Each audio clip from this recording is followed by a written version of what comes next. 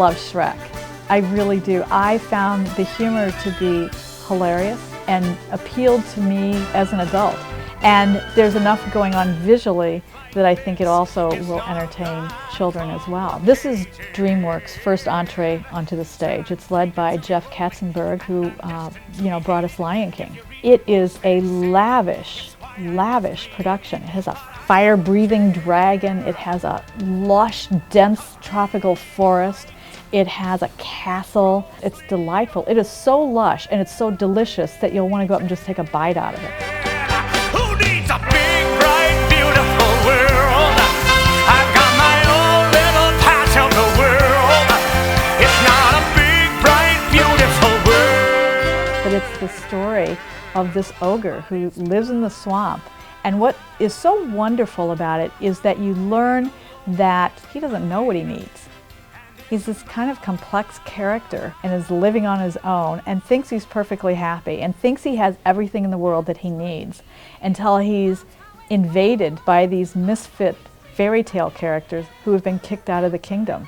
And he's kind of irritated because they have taken over his space. The fairy tale characters are kind of twisted, a little damaged, and it really sort of turns around your thinking about who you think these people, and you know them all. They're led by Pinocchio. So you know all these characters, but there's something new to learn about even what you think exists in those traditions. So he begins this journey of going back to visit with the king to see if he can get these guys out of his hair. There's lots of humor infused in this story along the way. The donkey is hilarious. He's sort of like the little motor that keeps it all going, that keeps Shrek going, that keeps kind of egging him on or pulling him along in a direction that maybe he doesn't want to go. And along the journey, he meets Fiona and really learns that what he needs is love. Life would be enchanted, or so the stories say.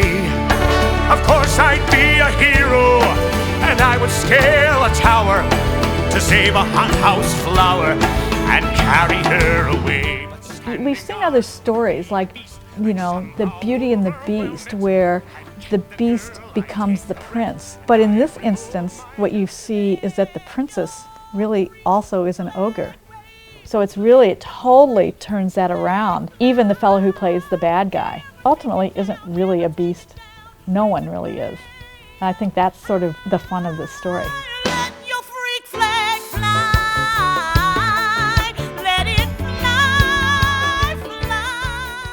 I thought it was so interesting to be able to feel for someone who was underneath all of this giant green big costume. You see right through that and right into his heart, and you are touched by that.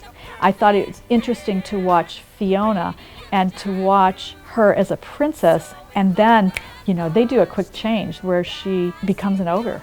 6 people are, buzzing around her backstage and kapow. And the demands of being able to do that and to look so happy and joyful as you're playing those characters, that says something. We will write them, we will tell them, you will hear them, you will sell them. Jason Moore is the director of Shrek, and his work was seen here a couple of seasons ago in Avenue Q. So you have a little bit of hint about his devilish, playful, and very irreverent sense of humor, because you'll see all of that play out in Shrek.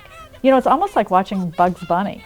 When you think about, as a child, what jokes you may have gleaned out of that, and then when you watch it again as an adult and you think, wow, there's a lot of adult humor going on in this. And it's the same thing with Shrek. There's a lot of adult humor.